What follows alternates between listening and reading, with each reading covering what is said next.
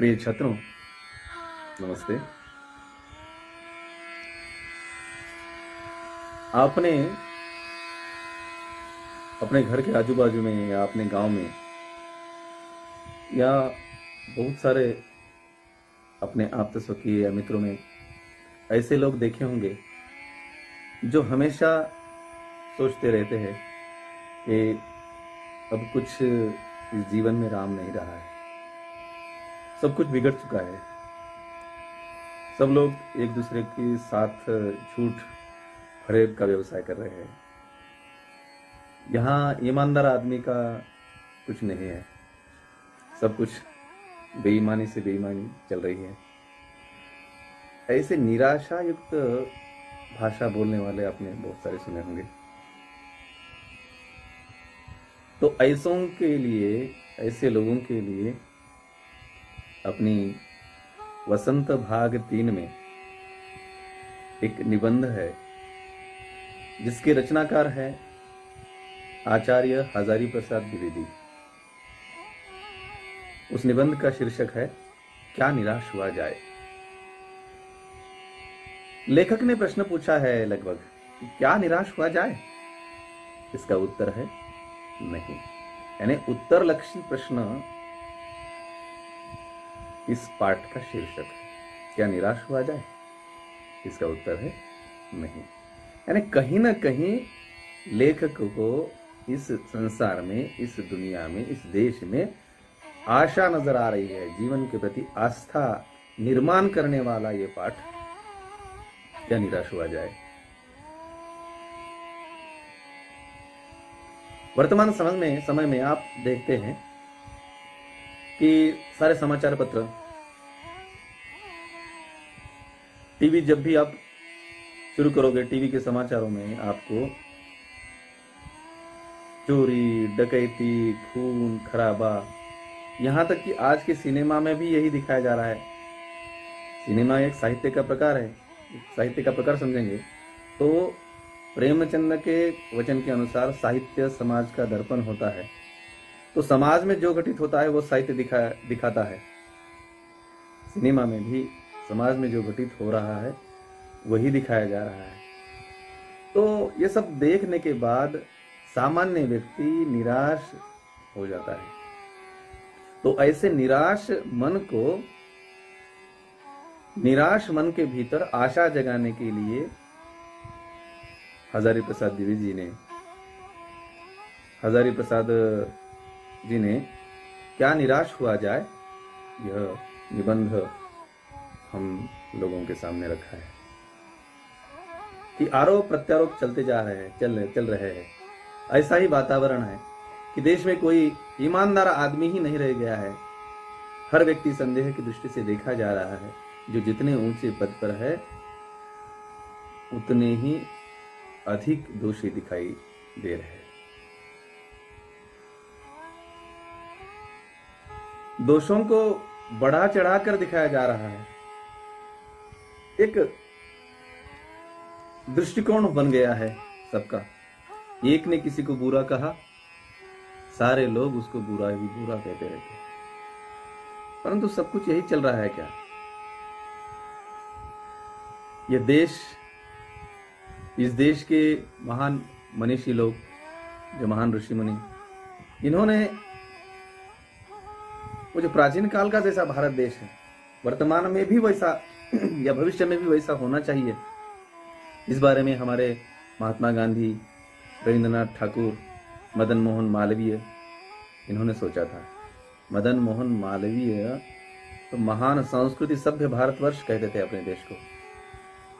आर्य और द्रविड़, हिंदू और मुसलमान, यूरोपीय और भारतीय आदर्शों की मिलन भूमि, यह मानव महासमुद्र सूख गया है?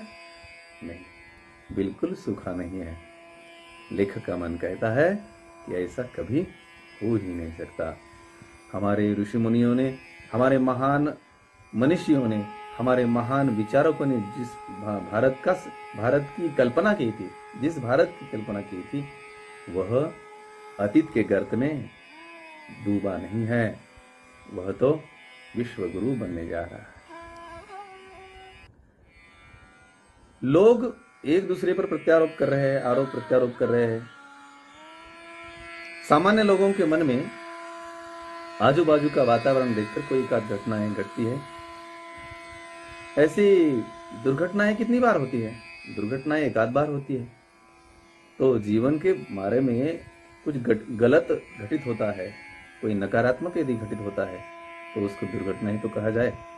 तो उस दुर्घटना को देखकर इस गलतियां को, यानी झूठ, फरेब, लूटना, फंसाना, ये सब कुछ वातावरण देखकर सामान्य व्यक्ति के मन में जीवन के प्रति आस्था नहीं रह जाती है। जीवन के मूल्यों के प्रति उसका मन उचट जाता है और वह कहीं भी अच्छा ही नहीं देखता है। यह सही है कि इन दिनों कुछ ऐसा माहौल बना है कि ईमानदारी से मेहनत करके जीविका चलाने वाले निरीह और भोले भाले श्रमजीवी पिस रहे हैं और झूठ तथा फरेब का रोजगार करने वाले फल फूल रहे हैं। ठीक है, ईमानदारी को मूर्खता का पर्याय समझा जाने लगा है। सच्चाई केवल भीरू यानी डरपोक और भीरू और बेबस लोगों के हिस्से पड़ी है। ऐसी स्थिति में जीवन के महान मूल्यों के बारे में लोगों की आस्था हिलने लगी है। अब जीवन के महान मूल्य कौन से हैं? दया, क्षमा, शांति, प्रेम, एक दूसरे को मदद करना, ये सब जीवन के महान मूल्य है। उनके प्रति, प्रामाणिकता के प्रति लोगों के मन में आस्था नहीं रह रही है और आस्था, ऐसा कहने की बजाय लोगों के मन में जो विश्वास था वही उड़ गया है या उड़ जा सकता है। परंतु ऐसा होना ठीक है क्या? हम ऐसा ही सोचे क्या? क्या कुछ भी सही नहीं चल रहा है क्या? फिर यदि सही नहीं चल रहा है तो ये सारा संसार कैसे चल रहा है? कहीं तो भी विश्वास नाम की चीज है, रखनी चाहिए। कोई न कोई प्रामाणिकता से व्यवहार कर रहा है, इसलिए सब कुछ चल रहा है। ड्राइवर पर भरोसा करके बस चल रही है। पीछे बैठे हुए 55 से 60 व्यक्ति ड्राइवर पर भरोसा कर रहे हैं, कंडक्टर पर भरोसा कर रहे हैं कि ये ठीक ढंग से चलाएंगे गाड़ी और हमें कहीं भी गड्ढे में नहीं छोड़ेंगे। ये तो विश्वास है। निश्चिंत रूप में पीछे बैठकर यात्री सो जाते हैं। किसके बलबूते पर? उसी ड्राइवर के बलबूते पर। तो ऐसे सच्चाई से, ऐसे प्रामाणिकता से अपना कर्म करने वाले, निस्सीम कर्म करने वाले अनेक लोग दुनिया में है, ऐसा लेखक को विश्वास है। तभी तो यह दुनिया चल रही है। सब कुछ नष्ट नहीं हुआ है, सब कुछ नकारात्मक ही हो रहा है, ऐसी बात नहीं है। बहुत कुछ सकारात्मक देखना चाहिए, क्योंकि वो सकारात्मक हो भी रहा है। भारतवर्ष ने कभी भी भौतिक वस्तुओं के संग्रह को अधिक महत्व नहीं दिया है। हमारे भारतीय दर्शन में प्राचीन काल के ऋषि मुनियों ने जो धर्म ग्रंथ लिखे हुए हैं, उपनिषद लिखे हुए हैं, वेदों से लेकर वर्तमान के दर्शन साहित्य पर यदि हम दृष्टि डालते हैं तो एक बात उसमें है कि यहाँ अपरिग्रह की भावना का संदेश दिया है। अपरिग्रह का संदेश हमें दिया है। सत्यम वद यानी सत्य बोलो, सच बोलना चाहिए।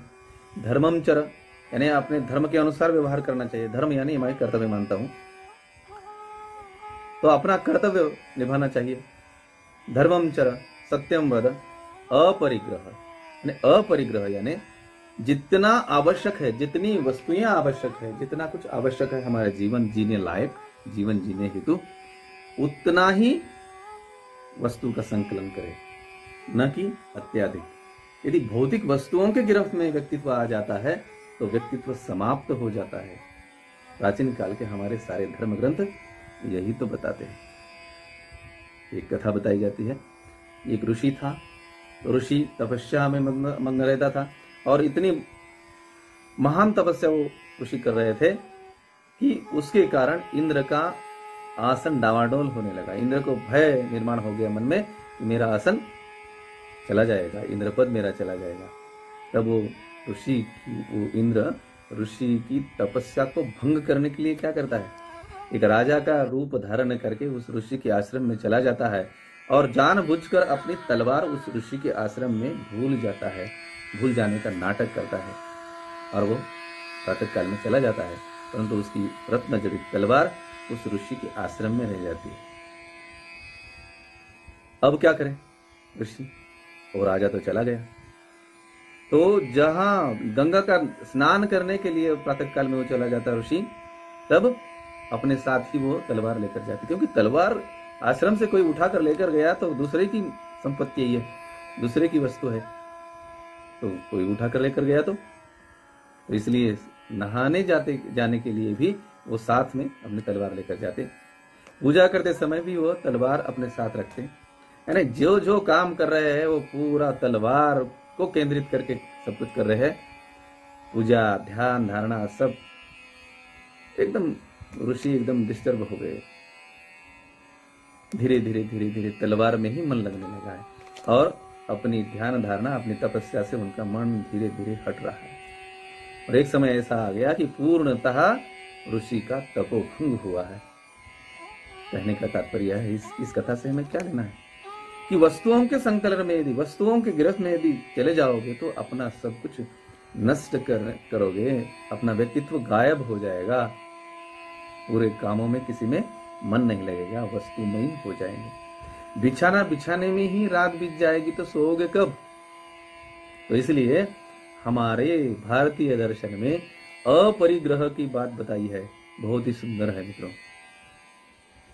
भारतवर्ष ने कभी भी भौतिक वस्तुओं के संग्रह को बहुत अधिक महत्व नहीं दिया है। उसकी दृष्टि से मनुष्य के भीतर जो महान आंतरिक गुण स्थिर भाव से बैठा हुआ है वो सत्य है, वो आत्मा है, वो परमात्मा का अंश है।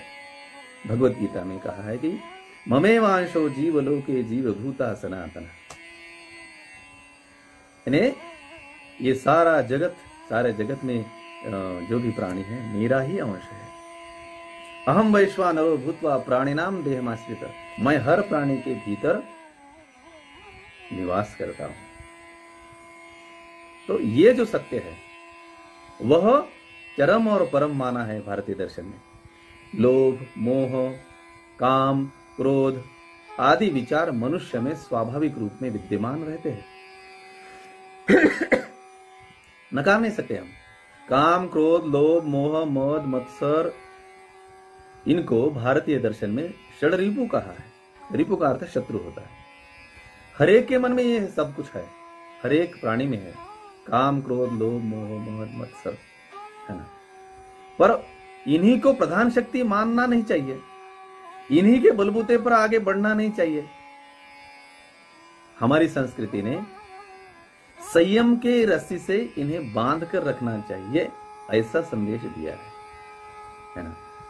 इन्हीं के पीछे दौड़ना नहीं चाहिए, पर उन्हें प्रधान शक्ति मान लेना और अपने मन तथा बुद्धि को उन्हीं के इशारे पर छोड़ देना बहुत बुरा आचरण है, ऐसा लेखक कहते हैं। भारतवर्ष ने कभी भी उन्हें उचित नहीं माना, उन्हें सदा संयम के बंधन से बांधकर रखने का प्रयास किया है।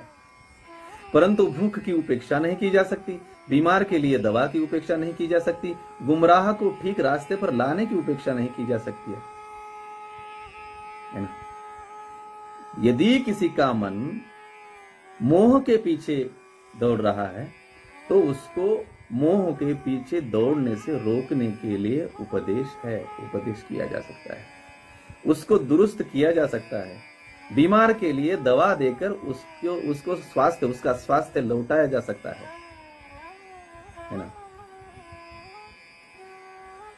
काम, क्रोध, लोभ, मोह, मद, मत्सर के पीछे भागने वाले बहुत सारे लोग हैं, उन्हीं को रास्ते पर लाया जा सकता है, ऐसा लेखक का विश्वास है। कोई क्रोधी है तो उसको ध्यान धारणा करने के बाद शांत किया जा सकता है। तो इस देश में नकारात्मक कुछ घटनाएं हो रही है, देश में बहुत सारी योजनाएं लाई जा रही है, तो वह योजना जिनके लिए पारित की गई है सरकार द्वारा, वह वहां तक पहुंच रही है क्या? बहुत सारी योजनाएं पहुंच भी रही है, परंतु कुछ पहुंच नहीं रही है। तो इसका कारण कौन है? इसका कारण है भारतीय लोगों का मन, इसका कारण है व्यक्ति का मन। तो व्यक्ति का मन क्यों? क्योंकि व्यक्ति का मन भौतिक वस्तुओं के पीछे पड़ा हुआ है। तो गरीबों के लिए जो योजनाएं सरकार द्वारा चलाई जा रही है वो गरीबों तक पहुंच नहीं रही है। इसका कारण यह है कि स्वांत सुखाय यानी खुद के सुख के लिए कोई वो पैसा हड़प कर रहा है। हुआ यह है कि इस देश के कोटि कोटि दरिद्र जनों की हीन अवस्था को दूर करने के लिए अनेक कायदे कानून बनाए गए हैं, जो कृषि, उद्योग, वाणिज्य नहीं व्यापार, शिक्षा और स्वास्थ्य की स्थिति को अधिक उन्नत एवं सुचारू बनाने के लक्ष्य से प्रेरित है। परंतु जिन लोगों को इन कार्यों में लगना है उनका मन सब समय पवित्र नहीं होता है। प्रायः वे ही लक्ष्य से चूक जाते हैं, लक्ष्य को भूल जाते हैं, अपनी ही सुख सुविधा की ओर ज्यादा ध्यान उनका होता है। इसलिए गरीबों तक योजनाएं नहीं पहुंच रही है। तो करना क्या है? मन पवित्र रखकर प्रामाणिकता से व्यवहार करना उचित है। व्यक्ति के दोष के कारण सबको दोष नहीं दे सकते, किसी एक के दोष के कारण भ्रष्टाचार पनप रहा है। भ्रष्टाचार करने वाले अधिक नहीं है, मुट्ठी भर लोग हैं, परंतु पूरा विभाग का विभाग उसके कारण बदनाम होता है। भारतवर्ष सदा कानून को धर्म के रूप में देखता आया है। प्राचीन काल में देखिए, धर्म और कानून अलग नहीं थे, परंतु आज धर्म और कानून की फारकत हो गई है, अलग कर दिया गया, अंतर कर दिया गया है। धर्म को धोखा नहीं दिया जा सकता, लेकिन लिखा है धर्म को धोखा नहीं दिया जा सकता, कानून को दिया जा सकता है। कानून को धोखा देते हैं लोग। यही कारण है कि जो लोग धर्मभीरु है यानी धर्म से डरने वाले हैं, वे कानून की त्रुटियों से लाभ उठाने में बिल्कुल संकोच नहीं करते हैं। वकील लगा लगा के सच का झूठ, झूठ का सच हो रहा है, इसलिए डर। धर्म से लोग डरते हैं आज भी। किसी मंदिर में जाकर भगवान को गालियां नहीं देगा कोई, अकेला भी है तो वहां नतमस्तक ही होगा। परंतु दिन दहाड़े किसी को लूट कर, किसी का खून करके मैंने यह कृत्य किया ही नहीं, ऐसा कहने वाले और बाइज्जत बरी होने वाले लोगों की संख्या कितनी है देश में? बहुत है। तो हमारा मन हमेशा पवित्र रखकर कार्य करना आवश्यक है। इस बात के पर्याप्त प्रमाण खोजे जा सकते हैं कि समाज के ऊपरी वर्ग में चाहे जो भी होता रहा हो, भीतर भीतर भारतवर्ष अब भी यह अनुभव कर रहा है कि धर्म कानून से बड़ी चीज है। परंतु बहुत सारे लोग सच्चाई का व्यवहार करने वाले भी हैं। कानून से ऊपर हमारा कर्तव्य है, हमारा धर्म है, ऐसा मानने वाले भी बहुत सारे हैं। आज भी लोगों के मन में आस्था है जीवन के प्रति, आज भी लोगों के प्रति, दूसरों के प्रति लोगों के मन में आदर है, सत्कार की भावना है। तो भीतर भीतर भारतवर्ष अब भी यह अनुभव कर रहा है कि धर्म कानून से बड़ी चीज है। अब भी सेवा, ईमानदारी, सच्चाई और आध्यात्मिकता के मूल्य बने हुए हैं। वे दब अवश्य गए हैं, लेकिन नष्ट नहीं है। आज भी वह मनुष्य से प्रेम करता है। कौन? मनुष्य से प्रेम करता है, महिलाओं का सम्मान करता है, झूठ और चोरी को गलत समझता है।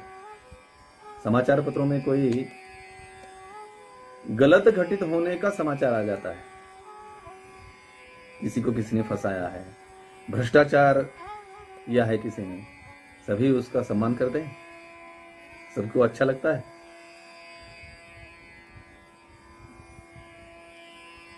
तो दूसरे को पीड़ा पहुंचाना को पाप समझा जाता है, सही है, उसको अच्छा नहीं कहा जाता है। हर आदमी अपने व्यक्तिगत जीवन में इस बात का अनुभव करता है कि ठीक नहीं हो रहा। समाचार पत्रों में जो भ्रष्टाचार के प्रति इतना आक्रोश है, वह यह साबित करता है कि हम ऐसी चीजों को गलत मानते हैं, गलत समझते हैं और समाज में उन तत्वों की प्रतिष्ठा कम करना चाहते हैं। ऐसे भ्रष्टाचार करने वाले, ऐसे गलत व्यवहार करने वाले, धोखाधड़ी का व्यवहार करने वाले तत्वों को, ऐसे लोगों को इनकी प्रतिष्ठा कम करना चाहते हैं। गलत तरीके से धन या मान संग्रह करने वाले लोगों को इस दुनिया में किसी के मन में अच्छा स्थान नहीं होता है। अब हम किसी पर दोषारोपण करना बहुत आसान बात है। दोषारोपण सभी करते हैं, दोषी कोई नहीं, कौन नहीं हो सकता है, सभी दोषी हो सकते हैं। परंतु उसी दोषों को ही देखना गलत बात है। दोषों का पर्दाफाश करना बुरी बात नहीं है। किसी का दोषोद्घाटन करना, दोष दिखाना बुरी बात नहीं है, बल्कि दोष दिखाने के बाद अच्छाई निर्माण होती है तो वो अच्छी बात है। हमारे तुकाराम महाराज ने कहा है मराठी में, निंदकाचे घर असावे शेजारी। हिंदी में भी दोहा है, निंदक नियरे राखिए आंगन कुटी छवाए, बिन पानी साबुन बिना निर्मल करे सुभाए। निंदक, संतों ने निंदक को अच्छा माना है, आईना जैसा होता है वैसा माना है, वो निर्मल कर देता है अपना मन। दोषों का पर्दाफाश करना बुरी बात नहीं है, तो बुरा क्या है? बुराई यह मालूम होती है कि किसी के आचरण के गलत पक्षों को उद्घाटित करके उसमें रस लिया जाता है। गलतियां कौन नहीं करता है, बुराई सब में है, यानी राम और रावण हर एक में है, परंतु देखना तुम्हें किस बात को है यह महत्वपूर्ण है। तुम राम को देखोगे या रावण को देखोगे, हमें तय करना है ना। किसी के गलत आचरण को उद्घाटित करके उसी में ही रस लेना बुराई है, बुरी बात है। तो गलत, अब किसी की गलती हो गई एक बार, तो एक बार कह दिया उसको, ठीक है कि तुमने गलती की है, ऐसा करना नहीं चाहिए था, वो दुरुस्त हो जाएगा।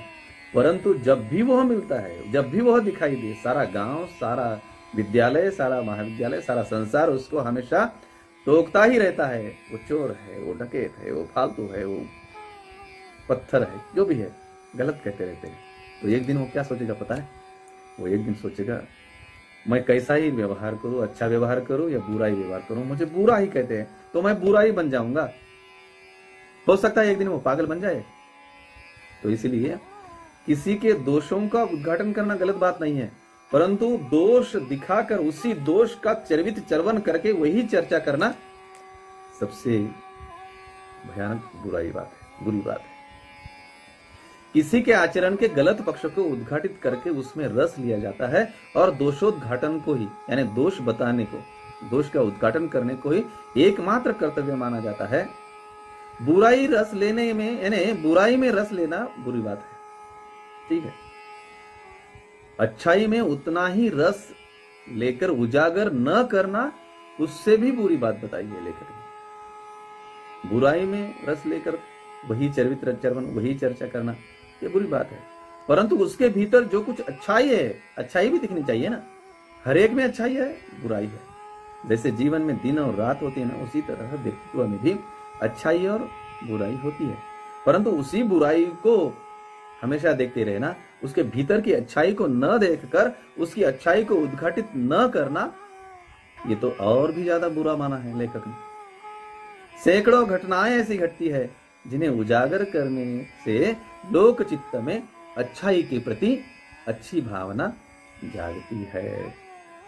इस संसार में अनेक ऐसी घटनाएं होती है जिसके कारण, जिसको उद्घाटित करने के बाद, जो लोगों में प्रकाशित करने के बाद लोगों के मन में अच्छाई पनप सकती है।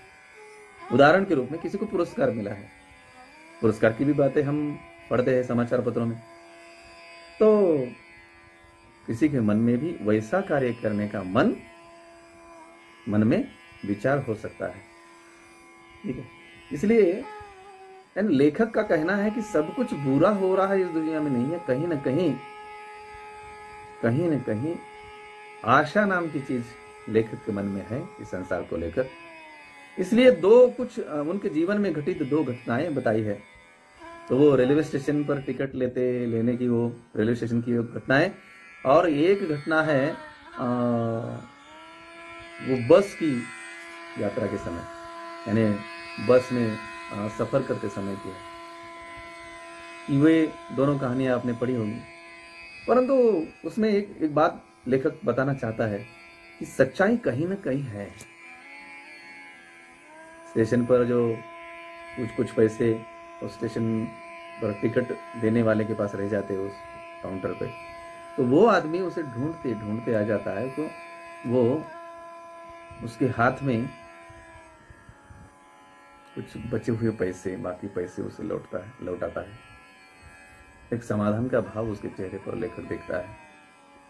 और जो बस वाली जो घटना है, कि लोग कुछ भी सोचते हैं, मॉब जो सोचता है, लोगों का समूह जो सोचता है कि यहाँ गाड़ी तो खराब हो गई है, परंतु वे लोग सोचने लगते हैं कि हमें जानबूझकर यहाँ लूटने फंसाने के लिए गाड़ी खड़ी कर दी है। और बस कंडक्टर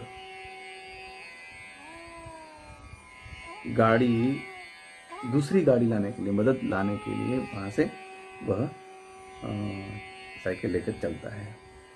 तो उसके बाद जब लेखक अनुभव करता है कि वो आते समय लेखक के जो बिलबिलाने वाले बच्चे की प्यास लगी है, भूख लगी है, वो भूख से मारे चिल्लाने वाले बच्चे उस कंडक्टर ने देखे होते हैं, और आते समय उनके लिए दूध लेकर आता है, बिस्कुट लेकर आता है। तब लेखक या बाकी लोगों को पता चलता है कि वो सच्चाई क्या है।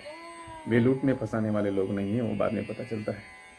यानी लेखक का यह विश्वास, यानी लेखक यह विश्वास जगाना चाहता है हमें कि सब कुछ गलत नहीं हो रहा है, कुछ न कुछ अच्छा हो रहा है इस दुनिया में। अंत में, इस पाठ के अंत में लेखक कहता है कि कैसे कहूं मनुष्यता एकदम समाप्त हुई है, कैसे कहूं कि लोगों में दया नहीं रह गई है। जीवन में जाने कितनी ऐसी घटनाएं हुई है जिन्हें मैं भूल नहीं सकता।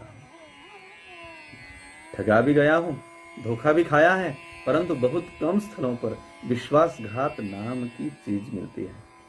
केवल उन्हीं बातों का हिसाब रखो जिनमें धोखा खाया है, तो जीवन कष्टकर हो जाएगा, दुभर हो जाएगा।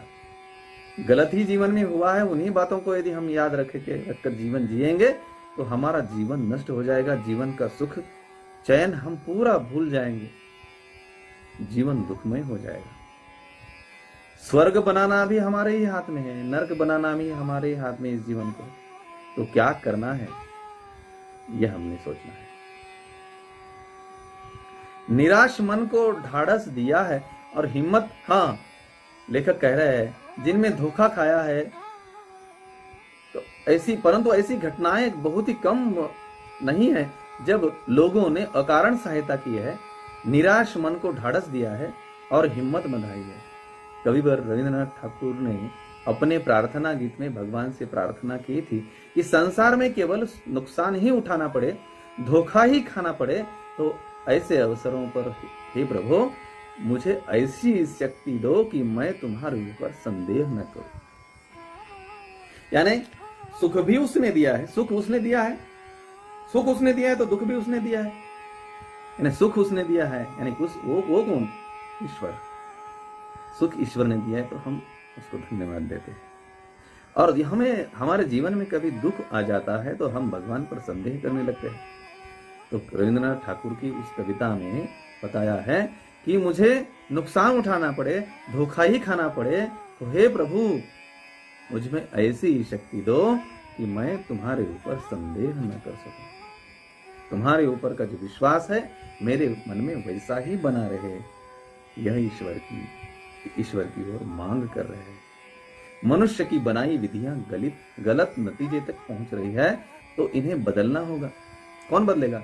हमें ही बदलना होगा। वस्तुतः आए दिन इन्हें बदला ही जा रहा है, लेकिन अब भी निराशा की ज्योति बुझी नहीं है। महान भारतवर्ष को पाने की संभावना बनी हुई है, बनी रहेगी। मेरे मन, निराश होने की जरूरत नहीं है। इस वाक्य के साथ इस निबंध का अंत हजारी प्रसाद द्विवेदी जी ने किया है।